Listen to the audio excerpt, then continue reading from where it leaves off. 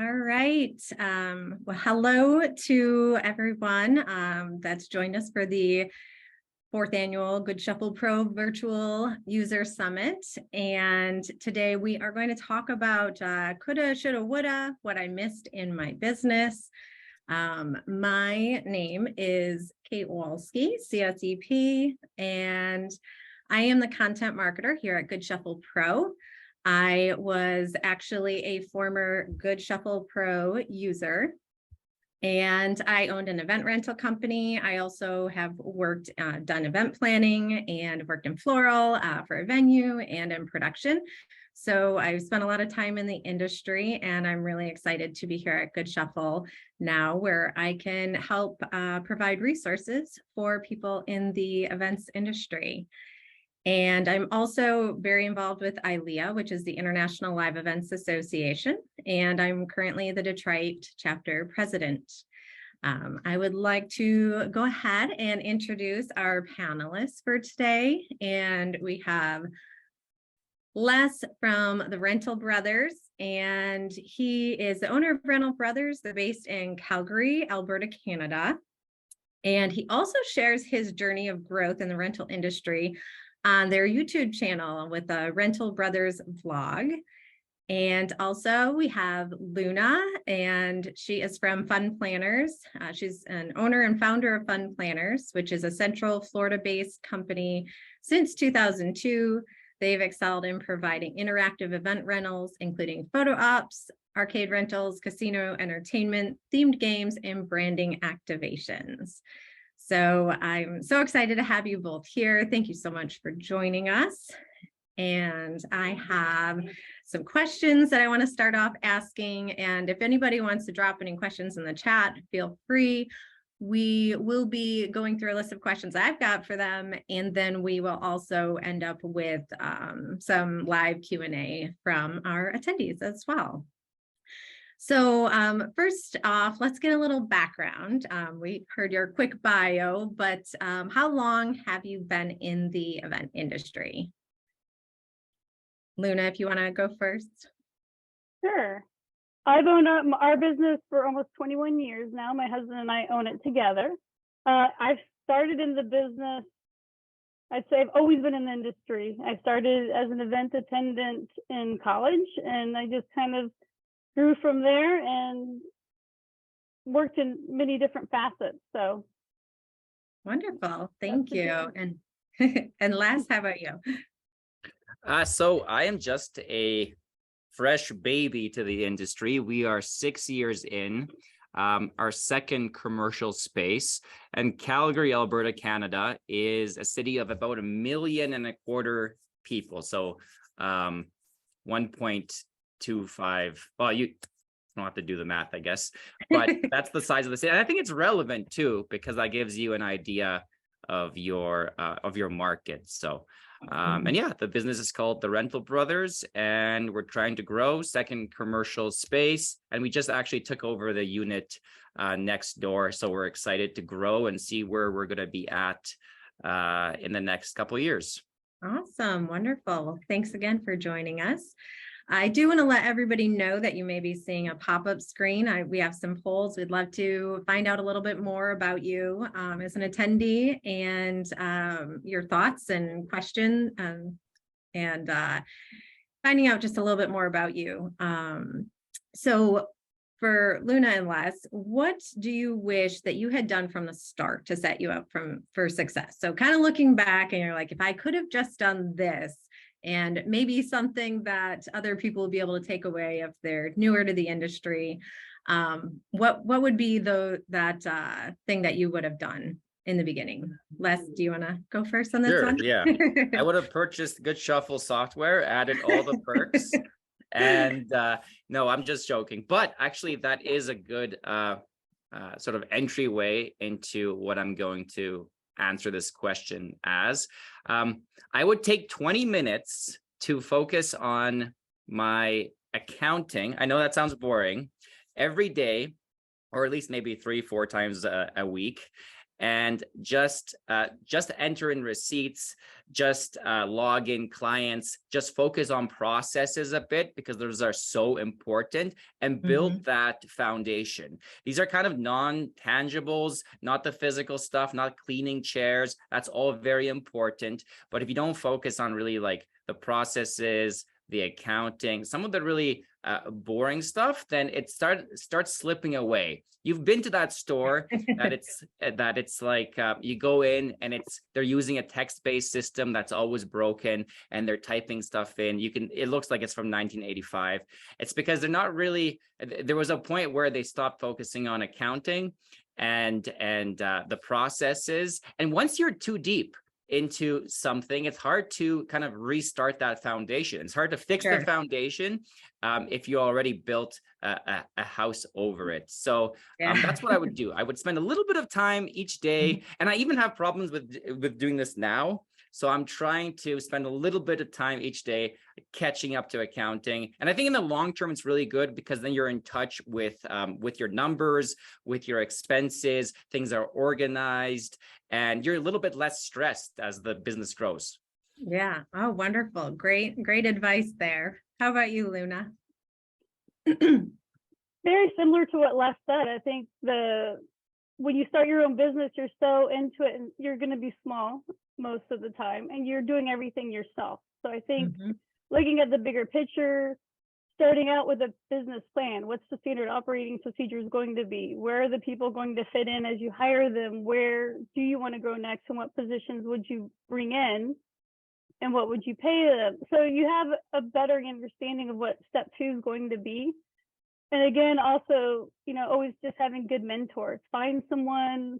You mentioned ILEA. I've always been involved with ILEA. Like, find another business similar to yours that you can find a mentor in. Go meet them at a networker and say, hey, you've been in business 20 years, 10 years, 5 years, or even just you like the way they operate, and you can see other vendors that you admire. I've admired vendors that are only 5 years in the business, and I want to talk to those owners and learn from them. So I think that would be your biggest asset, is just find a friend and a mentor.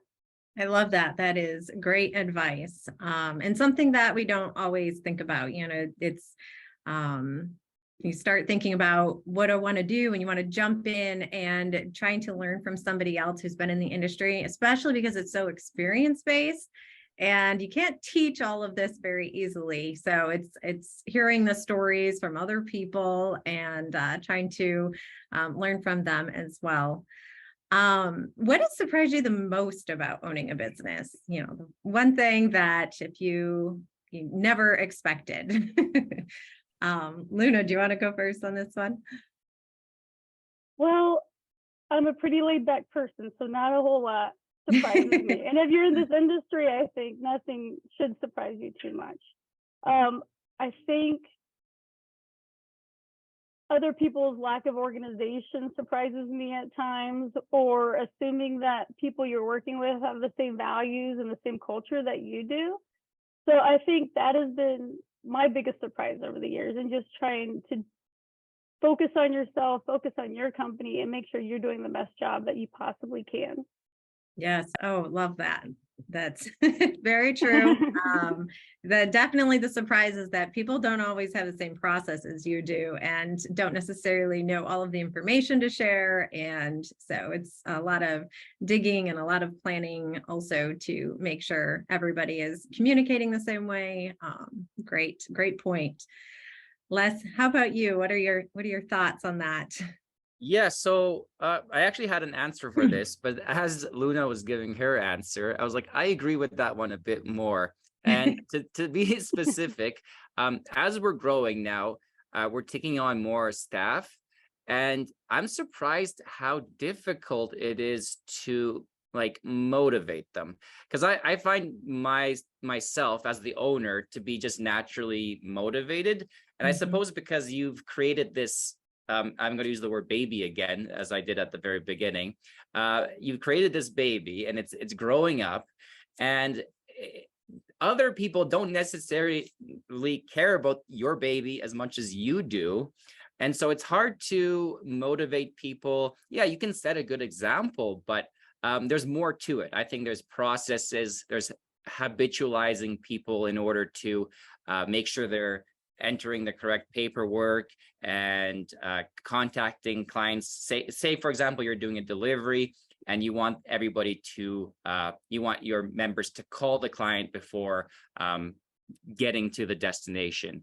And so sometimes they're not doing that. So how do you motivate people? How do you deal with their problems? Everybody's a little bit different. Everybody has their strengths. So what I'm really trying to do is try to focus on their strengths and work with those rather than their weaknesses. But it's really tough. It's really challenging. And I was surprised by that, essentially. Yes. Yeah. There's the whole component about managing events, and then there's the whole component about managing people. And it's completely different. And people have different motivations. And so some people, it might be, I want to higher pay. Some people might want more flexibility. And, some people, it is a little bit more internal motivation of wanting to strive for success and to just get better at what they're doing. So I really think, identifying those different components and making sure that you're able to meet those people where their needs are is so important in retaining staff. And and it is hard to find people who are as excited about your work as you do. And when you can find them, it's like gold, and so you can't lose them either. So what would be, if you were giving somebody something, we've talked a little bit about advice in terms of what you wish you had done in the beginning. Is there anything else that you wish someone had told you that would be your key piece of advice? If someone says, I'm going to start an event rental company or a DJ company or anything like that, what would be your go-to piece of advice for them? Luna, do you want to go first? Sure. Yeah. I think my piece of advice, and something someone told me one time, and it goes for any type of business or any entrepreneur, is being busy doesn't mean you're successful. And it kind of clicked, because it's like, yes, just because being busy is actually not successful. You want to get yourself to a point where you have time to do the things you want to do, whether it's grow your business, have time with your family, do the things you want to do, go work at a charity, whatever it is that is your passion. Besides owning your business and running your business, that can't take up everything. And I know I am the pot calling the kettle black type of situation, because I do the same thing. I get in there, oh, it's just quicker for me to do it myself. I'll just jump in, I'll fill this hole. But I think finding a way to set up your business where you can just supervise it and manage and focus on where the next step is going to be is a huge asset. Definitely. Yes. How about you, Les? So this is kind of specific, which is nice. I actually like specifics in business topics, because I loved Luna's answer, but sometimes in other talks and stuff like that, I feel like it's quite general. So this is something very specific, which it's spread out your work week. Everybody, at least in my area, and we do a lot of weddings, everybody's having their event on Saturday, or at least maybe 80% of the events are Saturday based or weekend based anyway. But at some point, and this is more for like newer business owners, maybe newer to medium business owners, and you want to spread out that work. You don't want to be doing the deliveries all, say Friday for the Saturday events, or Friday and Saturday for the Saturday events. You can, most of the time, you can do a lot of these deliveries Wednesday, Thursday, Friday. You're going to get there earlier. People are going to be less stressed out. You're going to spread out your staff. So that's, if possible, schedule your deliveries earlier. We're kind of trending towards specializing in tents. And I mean, it's horrible when you're doing 3, 4 tent jobs per crew in one day. Exhausting. Yeah, so you definitely want to spread it out. And same with takedowns. Like if you can spread it out, I don't know if you work Sundays, but Sundays, Mondays, Tuesdays, it makes things easier. You're not rushing, and you're spreading out that work week for everyone rather than cramming it into all one day, having lots of overtime, having people stressed out and rushing around. So if possible, always deliver earlier and spread out those deliveries. That's my kind of one random thing that I wish someone told me. At first 1-2 years, I didn't really know. I was always delivering based on people's very short time frames. And now I'm like, okay, we're going to deliver this 3 days early. And usually they're like, okay, unless Yeah. it's like a specific venue or something, but. Definitely. And making sure that you set expectations like that in the beginning. And sometimes it takes Right. people a little while to get used to when you start even pushing back a little bit. And, you know, I've worked for another company and I did this as well, like charging sometimes premium, like, okay, if it's going to be a Sunday teardown, everybody wanted it down like Sunday morning by 10 a.m. And it's just not possible. And so once you start like attaching fees or even having more of those conversations, you start to find out when people really need things to happen and try and make sure that you can allocate the sources, you know, your resources the best that you can. So very important reminders. Thank you for that. So I would love to hear, you know, your like never have I ever story, like one moment that you've experienced, and I'm sure you probably have many. I know I was talking with Leslie about this. That story that seems too unreal to have happened, like you would never have been able to predict it. Is there a certain story that you can think of that you'd like to share? Les, do you want to go first? Sure. So because we're dealing with tents, and hence is kind of like sailing in a way, because you have this big structure that can sail away in the wind. We have this, and I have done sailing before and I love it. And when it's windy, mildly windy, there's a positive relationship with the wind. But if you're setting up a tent, there's a negative relationship with the wind. And so especially maybe it's the region. Certainly here in Calgary, we're on the west side of, or sorry, the east side of the Rocky Mountains, and you get those heavy winds sometimes. So, which kind of is why we want to be setting up a couple days early in case it's a really windy day. You can always delay it a day. But setting up essentially in windy conditions. We've had some moments where it was very scary. We even had trailers flip in the wind, just driving along. Well, it happened once, and I was driving, and I remember looking in the, yeah, I remember looking in the, and it's just a pickup truck with a 18-foot trailer. I remember looking in the back mirror, and for a moment I thought I saw the wheel of the trailer lift up in the air, but I realized maybe I'm tired. I'm just imagining things. And I looked again, and then I saw the whole trailer going over. So that's an example of an experience. And it was fine, actually. It ended up correcting itself, like falling after sliding into the ditch. It then corrected itself. And I was able to drive off again after it was right beside the railroad tracks.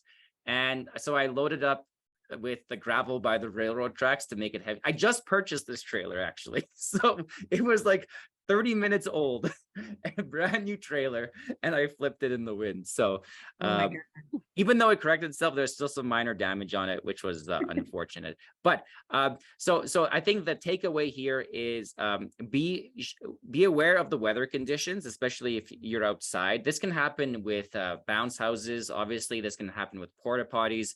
You want to make sure things are weighted down. You want to make sure you're aware of where you're at, aware of the weather, and certainly the wind experience, either setting up a large tent in the wind, or a trailer flipping in the wind. Not great, and certainly an experience. Right. Oh my gosh. Wow. I'm glad you're safe. Oh yeah, thank you. It sounds like it could have been worse. So I'm glad that it didn't turn out too badly. It's scary. One time I was driving down the road, a staff person, one of my team members had hooked up the trailer. I should have double checked it. Trailer started popping off my car and right down like the main road in town. So I've been there. It's not fun and scary situation. Luna, what about you? Do you have a fun story to share with us? I don't, they all start to blend together and blur together. I think I need a nice tall glass of wine and they'll all start coming Right. back to me. Yeah. But I think the most interesting one that's happened to us a couple times where our team will start unloading a truck and they're walking in and they have a foosball table and they saw another company at the same loading dock unloading, a foosball table, and they kind of look over like, that's weird. We have one of those too. And then pulling in another arcade game. And finally you stop, you're like, where are you going? And we realize they're going to the same location. So then you're wondering, how did these people hire two vendors for the same exact job? Luckily, we were the ones that were supposed to be there. The other vendor never received a signed contract and just assumed that it was their business because they had worked with that client in the past. So that would be something to always never do a job without a signed contract. Yeah. And the other things that never have I ever would be more contract based. Like the things that people want their contracts to be these days, you scratch your head, you're like, well, that's not going to work for us. They'll want to schedule, let's say, a huge event, tens of thousands of dollars, and they'll say, we'd like to schedule it now. We want to sign a contract, but we want to be able to cancel up until 7 days before. Right. And we want to, and if so, we want all of our deposits returned. And you're just looking at them going, well, we'll go back and forth. And after about the third or fourth time we went back, I said, how about this? I'll do that, but I will not incur any expense until 7 days before when you're guaranteeing me payment. So the 34 staff you need and the custom printing that needs to happen and all this equipment that needs to be prepped, I'll let you know if I can accomplish all of these things within 7 days.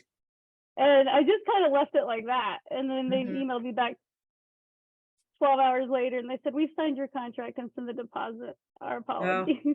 That way to go on that. It's, you get pushback sometimes because people don't understand, and it's really about educating them. And we have to be understanding that that's where they're at and they don't have the same knowledge that we do. But so and to your point about the contract, I had the same thing happen to our company. We went to go set up a tent and there was another company there already setting up a tent, and we had the signed contract. The other company did not, and they just assumed that they were setting it up. And so really goes back to that whole point of making sure that you have a signed contract. And, so it was our job, but you don't want to get there and then realize that you weren't supposed to be there and then end up having to take it all down. So great point. I see we have about 6 minutes left. So I want to make sure that we get to any questions that other people have. So if you have any, please drop them in the chat. We'd love to make sure we get to answering anyone's questions.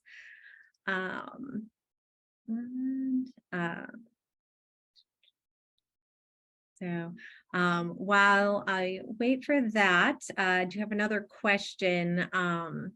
What do you feel was possibly your biggest mistake as a new business owner? Last, I saw you nodding your head. Do you want to take that one? Yeah, well, I like all your answers, and before I get to that, I do really like some of the points that have to do with setting client expectations. So I really agree with that. You want to definitely be in control because it's just going to make things better. So I just wanted to prelude your question with that. Setting expectations is massive. I think it's one of the most important things. So I like that you both were alluding to it. So as a new business owner, I actually had a couple businesses before, and I feel like my biggest mistake was that I wasn't sticking with something. And maybe that's okay, but I did read this poem called The Men That Don't Fit In by Robert Service. And it basically talks about if you keep switching, you'll never really be able to grow into something really big. So now I wish I heard that poem earlier and that I would stick with something. So I'm excited that I'm sticking with event rentals. I'm actually really happy with it. It's exciting. It's always different. I like the people. I like the experiences, etc. But I just stuck with something right from when I was 18.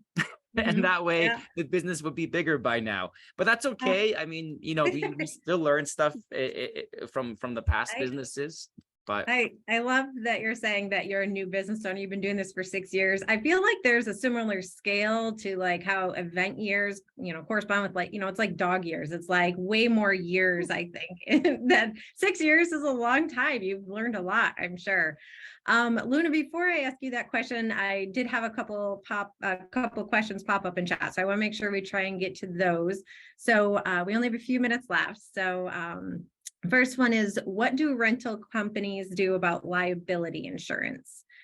Any quick thoughts on liability insurance? Do either one want to answer? get liability insurance. Very important. Yeah, definitely. Yeah. You must Yeah. have it. Have a good broker, shop it around. And find a broker you trust that works with a lot of business. So you need to ask that, how many markets are they in, so they can research the different markets and see who has the best price for you. Don't just automatically renew that policy because you're not going to get the best rate. Sometimes you will, and other times you can negotiate with them to stay with the same company if you've gotten another price from another company. And Sure. also look at your policies as combined for liability, because if you have an umbrella policy and you have those 1 million in auto and over 1 million in liability, that umbrella will actually cover all your policies, including workers' comp. So just a little tidbit that a lot of people don't realize sometimes. Up in Canada, at least with the rental association, Canadian Rental Association that we're with, they also offer, they're teamed up with someone that does insurance. So you join the association, you get resources there, but they also can pair you up potentially with liability insurance or insurance that's fitted to your industry. Wonderful. Awesome. Thank you. Next question. Let's say you messed up an order, which I'm sure never happens, but this is hypothetical, of course. What are the industry standards, would you say, for taking care of that customer?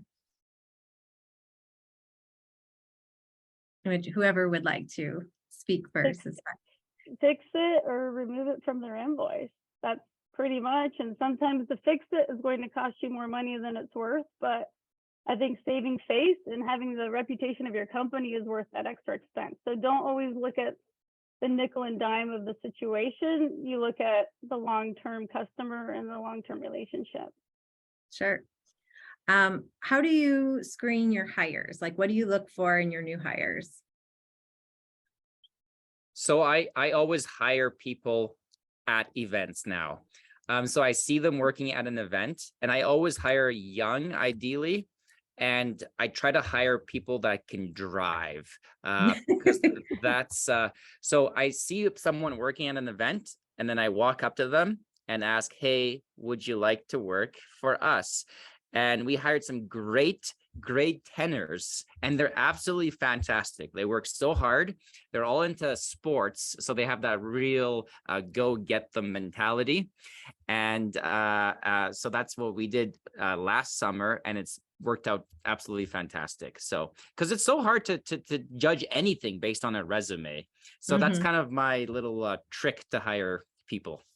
Sure. So we are just about at time. I see I've got some more questions that have popped in. Want to remind everybody that we have some networking today from 3 to 3:30, and go to the expo, and also try and get some information sent over to the people who have asked these questions, see if we can get those questions answered. I apologize, we don't have time to do it live, but I want to make sure to get everybody to the next session.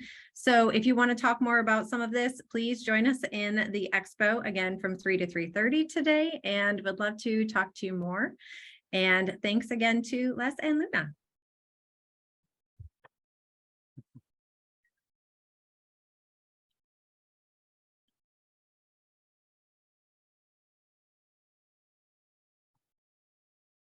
Have a good one, Les. Yeah, thanks. Yeah, cheers.